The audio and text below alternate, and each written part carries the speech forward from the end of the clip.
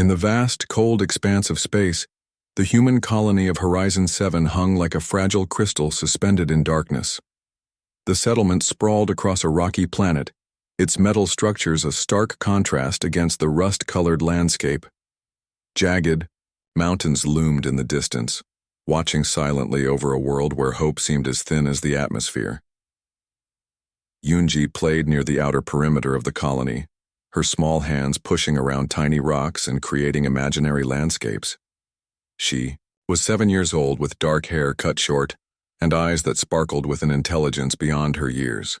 Her father, Jae-sung, watched her from a distance, his weathered hands gripping a maintenance tool, his body tense with the constant awareness that came from living under alien occupation. The collective's watchtowers rose like metallic spines around the settlement, their sensors constantly scanning, monitoring every movement.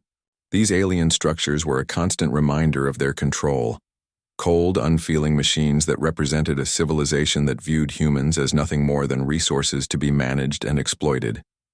Jae-sung remembered a time before the collective. He had been a military strategist, trained in advanced tactical operations. Now he worked in the mineral processing unit, his skills reduced to maintaining machinery that extracted precious minerals for alien markets. His wife Hee-won worked in the communication hub, her engineering skills similarly diminished by the oppressive regime. The colony felt like a prison. Every movement was tracked, every conversation potentially monitored. Children like Yoon-ji knew only this life of constant surveillance and limited freedom. They learned early to move quietly, to speak softly, to understand that visibility could mean punishment. Yoon-ji's imagination was her escape. While other children might have been broken by the constant pressure, she created entire worlds in her mind. She would draw intricate designs in the dust, build small structures from discarded machine parts, and dream of something beyond the metal walls that confined her. Her father watched her with a mixture of pride and fear. He saw in her the same spirit that had once made humans explorers, innovators, survivors. But he also knew the danger of that spirit in a world controlled by beings who saw individuality as a threat. The collective's enforcers moved through the colony like shadows, tall metallic creatures with multiple limbs and sensory apparatuses that could detect the slightest deviation from approved behavior. They communicated in clicks and electromagnetic pulses, a language as cold and efficient as their mechanical bodies. Nearby, workers moved with calculated precision. Miners extracted minerals, technicians maintained equipment, and administrators processed endless streams of data. Everyone understood their place, their function. Deviation meant punishment, and punishment could be swift and brutal.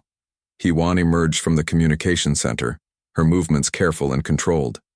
She exchanged a quick glance with Jae-sung, a silent communication that spoke volumes. They had learned to communicate without words, a skill developed under years of oppression. Yoon-ji looked up, sensing the subtle change in her parents' energy. She knew something was different, though she couldn't articulate what.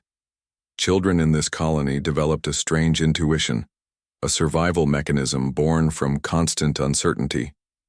As the artificial sun began to set, casting long shadows across the rocky terrain, the colony prepared for another controlled night. Lights flickered on in precise patterns. Power was distributed with mathematical accuracy, and every system hummed with the efficiency of a well-oiled machine. But beneath this calm surface, something was brewing. A quiet resistance, a hope that refused to be extinguished. In Yoon-ji's innocent play, in Jae-sung's careful observations, in Hee-won's calculated movements, there was a spark, a potential, a promise of something that the collective could never fully understand or control. The night descended, and Horizon 7 settled into its regulated rhythm, unaware that everything was about to change. The morning began like any other on Horizon 7. Dust swirled around the metal structures, and the colony's rhythmic hum seemed unchanged. But something felt different. The air was heavy with a tension that even the youngest children could sense. Krell, the collective's patrol commander, moved with calculated precision. His mechanical body was a nightmare of interconnected parts, 6 limbs, multiple sensor arrays, and weapons integrated seamlessly into his biomechanical frame. Unlike other commanders, Krell had a reputation for being particularly ruthless. Yunji played near the outer perimeter, her small frame moving between discarded machinery and rock formations. She was building something, a small structure made of twisted metal and broken components. Her fingers, small and delicate, worked with surprising skill, creating something beautiful from destruction. Jae-sung watched from a distance, his body tense. Years of military training had taught him to read environments, to sense danger before it arrived. Something about today felt wrong. The collective's patrol moved differently, their movements more aggressive, more purposeful. The first warning came as a subtle change in the colony's background noise, a shift in the electronic hum, a slight adjustment in the atmospheric pressure. Experienced workers knew this feeling. It meant something was about to happen. Hye-won emerged from the communication center, her eyes scanning the landscape. She saw Krell first, his massive form moving between the settlement structures. Her hand instinctively reached for a communication device, but something made her hesitate. Yunji continued playing, innocent and unaware. Her small world was contained within a few square meters of rocky ground. A piece of twisted metal became a spaceship in her imagination. A broken sensor became a building. Her creativity transformed the harsh environment. The collective's patrol moved with mechanical precision. Each step calculated, each movement synchronized. They weren't searching for anything specific, or were they? Their sensors swept the area, collecting data, analyzing every minute detail. Krell stopped. His multiple sensors focused on Yunji. To his computational mind, she was an anomaly, a small organism that didn't fit into any productive category. Her play, her creativity, her very existence seemed to challenge the collective's understanding of efficiency. Time seemed to slow down. Jae-sung saw it first. The slight movement of Krell's weapon system, the subtle realignment of his biomechanical body. He started to move, but distance and the collective's control systems kept him frozen. Hye-won's scream began to form, a sound trapped in her throat. The weapon discharged, a precise cold beam of energy that cut through the thin atmosphere. No warning, no hesitation, just pure calculated elimination. Yunji never saw it coming. One moment she was playing, creating her imaginary world. The next she was gone. Her small body fell beside the metal structures she had been playing with, her dreams and creativity extinguished in an instant. Silence followed. A terrible, absolute silence. Jae-sung's world shattered. Years of military training of controlled responses disappeared. He saw only his daughter, saw the small body that moments ago had been full of life, of imagination. Hye-won's scream finally broke free. It was a sound beyond human language, a cry of pure, unbridled grief that seemed to shake the very foundations of the colony. Krell remained motionless. To him, this was a simple operational action. An anomaly had been removed, efficiency had been maintained, but something changed in that moment. In Jae-sung's eyes, in Hye-won's breaking heart, in the collective spirit of the human workers who witnessed the brutal, casual murder. The collective had made a mistake. They had forgotten that humans were more than just resources. They had forgotten that when you push a species too far, something fundamental changes. Revenge began to take shape. Not as a thought, not as a plan, but as an inevitable force of nature. Yunji's small body lay still, but her death would become the catalyst for something the collective could never understand. The underground facility hummed with quiet intensity. Hidden beneath layers of rock and advanced camouflage technology, it represented humanity's secret weapon, a network of resistance that the collective had never discovered.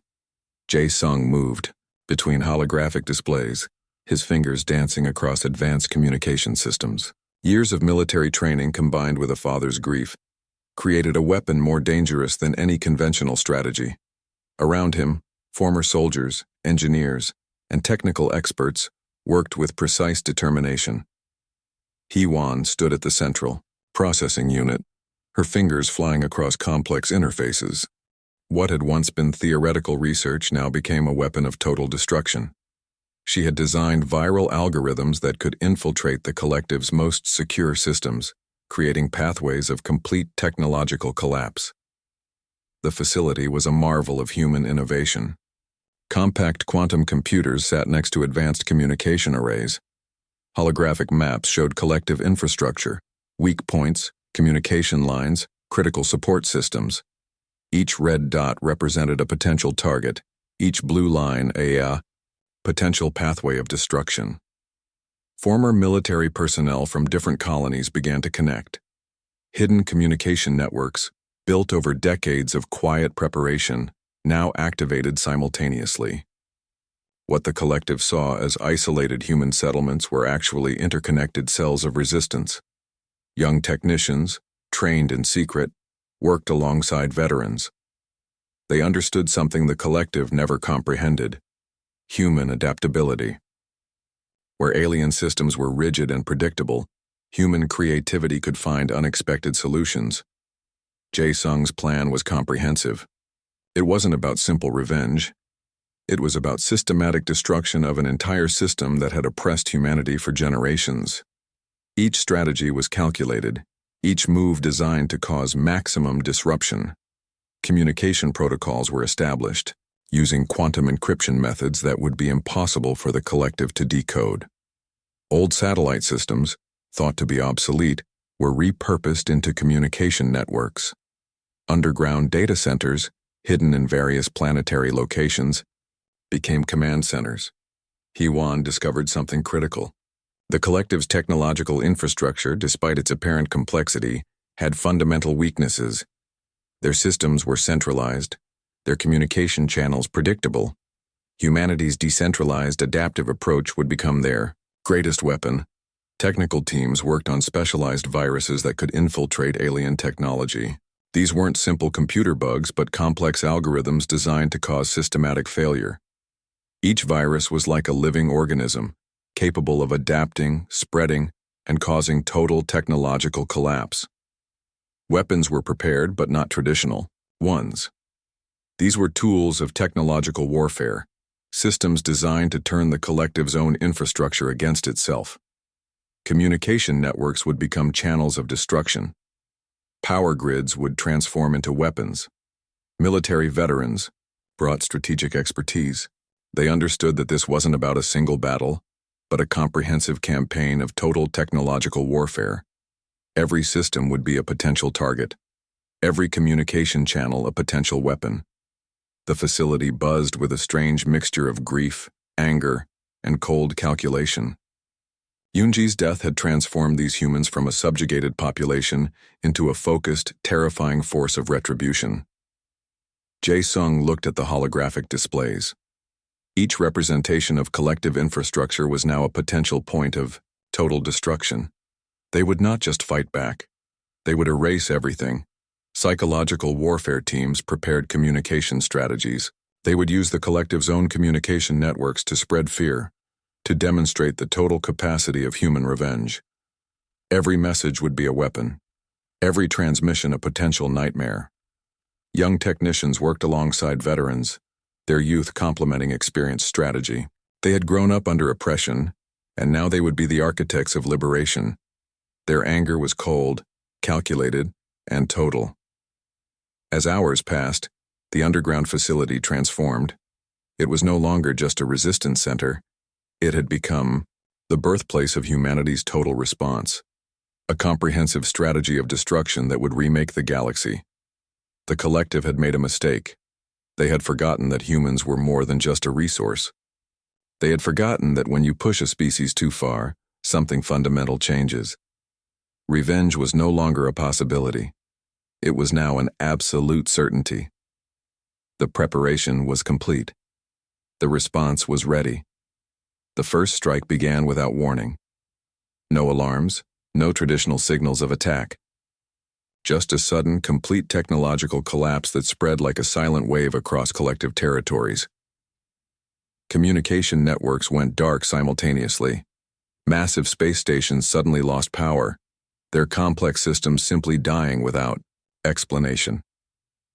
Orbital platforms, once symbols of alien technological supremacy, became silent tombs floating in the vast darkness of space.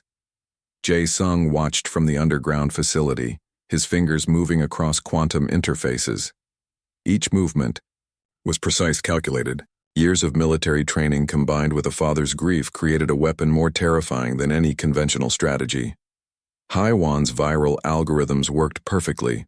They weren't simple computer viruses, but living technological organisms that adapted, transformed, and destroyed. Where traditional weapons would cause physical damage, these digital weapons attacked the very core of the collective's infrastructure. Propulsion systems failed across entire fleet sectors. Massive ships that once represented technological dominance became nothing more than massive metal coffins drifting in space. Navigation systems collapsed. Communication channels transformed into streams of meaningless data. The first wave wasn't about destruction. It was about sending a message. Humanity was showing the collective that their technological superiority was an illusion. Every system they believed was secure became a potential point of total failure. Military command centers experienced total system breakdown. Sensor arrays went blind. Communication networks transformed into chaotic noise. The collective's perfectly designed control systems became their greatest weakness. Smaller human colonies, long considered insignificant, revealed hidden capabilities. Underground facilities activated simultaneously. Technical teams that had been preparing for decades now showed their true potential. What the collective saw as scattered, weak settlements were actually interconnected cells of technological warfare. Quantum disruption protocols attacked the most critical infrastructure. Power grids collapsed. Transportation networks failed. Communication systems became streams of meaningless data. The collective's centralized systems, once their greatest strength, became their most significant vulnerability. Jae-sung's strategy was comprehensive. Each attack was calculated to cause maximum psychological impact.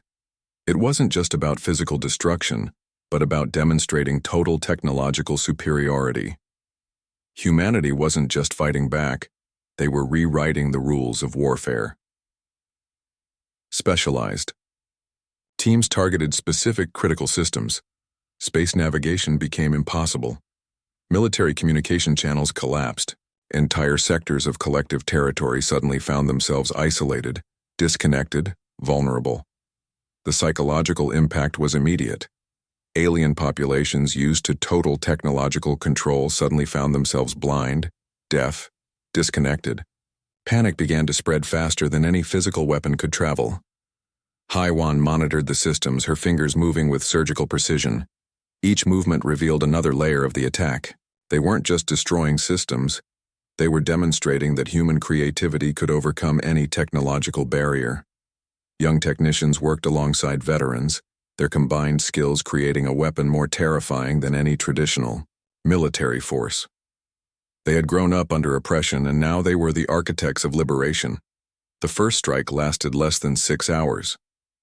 But in those 6 hours, the entire galactic power structure changed. The collective went from being an unbeatable technological empire to a vulnerable, fragile system. Jae-sung's final message to the collective leadership was simple and direct. Transmitted through their own compromised communication networks, it was a single sentence that would become legendary. You killed a child. Now we will erase your civilization. As systems continued to collapse, one thing became clear. Humanity was no longer a subjugated species. They had transformed into something far more dangerous. The first strike was complete, and this was just the beginning. The galaxy watched in shocked silence as humanity revealed its true potential. The final phase of humanity's revenge unfolded like a nightmare for the collective. What began as a targeted response transformed into a complete systematic destruction of an entire civilization. Jae-sung stood in the underground command center, his eyes reflecting the holographic displays showing the progressive collapse of alien territories. Each sector represented years of collective dominance now crumbling under human technological warfare. HFY's advanced algorithms had become living weapons. They didn't just destroy systems, they transformed them into chaos generators. Entire planetary networks collapsed. Space stations became floating tombs. Military installations turned into silent, dead zones. The human response went beyond traditional warfare. They attacked the collective's most fundamental infrastructure. Communication networks became streams of destructive data. Transportation systems failed completely. Power grids transformed into massive electrical graveyards. Smaller human colonies, once considered insignificant, revealed hidden capabilities. Technical teams that had prepared for decades now showed their true potential. Underground facilities activated simultaneously across multiple planetary systems. Quantum disruption protocols attacked critical alien infrastructure with surgical precision. Navigation systems failed. Military communication channels collapsed. Entire sectors of collective territory became isolated dead zones, unable to communicate or coordinate. The psychological warfare was equally devastating. Humanity broadcast their message across compromised alien communication networks. Each transmission was a weapon, each message a demonstration of total technological superiority. Alien populations experienced complete system failure. Their technological comfort, once a symbol of their dominance, became their greatest weakness. Massive space stations lost power. Orbital platforms became silent monuments to their technological vulnerability. Jae Sung's strategy targeted not just physical systems, but the very psychological foundation of the collective. They weren't just destroying an empire, they were demonstrating the total inadequacy of alien technological control. Specialized teams worked on multiple levels. Some attacked communication networks, others targeted critical infrastructure. Young technicians worked alongside veterans, their combined skills creating a weapon more terrifying than any traditional military force. The destruction spread like a living organism. Each compromised system became a gateway to further destruction. What the collective considered secure became their most significant vulnerability. Their centralized systems, once their greatest strength, became their total weakness. Haiwan monitored the progression, her fingers moving across quantum interfaces with surgical precision. She wasn't just watching the destruction, she was guiding. Each movement revealed another layer of the attack. The final transmission from Jae Sung to the collective leadership was brutally simple. You killed a child. Now we will erase your civilization. Entire planetary systems went dark. Space became a graveyard of silent, floating technological monuments. What once represented alien technological supremacy now became evidence of human capability. The psychological impact was total. Alien populations experienced complete technological collapse. Their communication networks, transportation systems, and military infrastructures simply ceased to exist. Panic spread faster than any physical weapon could travel. Humanity demonstrated something fundamental. Technological superiority wasn't about complexity, but about adaptability. Where alien systems were rigid and predictable, human creativity found unexpected solutions. As the final systems collapsed, the galaxy watched in shocked silence. The collective went from being an unbeatable technological empire to a completely destroyed civilization in a matter of weeks. Jae Sung looked at the final holographic displays. Each red sector represented a fallen alien territory. Each blue line represented humanity's technological pathway of destruction. What began as a response to a single child's murder had transformed into a complete restructuring of galactic power dynamics. The message was clear. Never underestimate a species pushed too far. Humanity had not just fought back. They had completely rewritten the rules of technological warfare.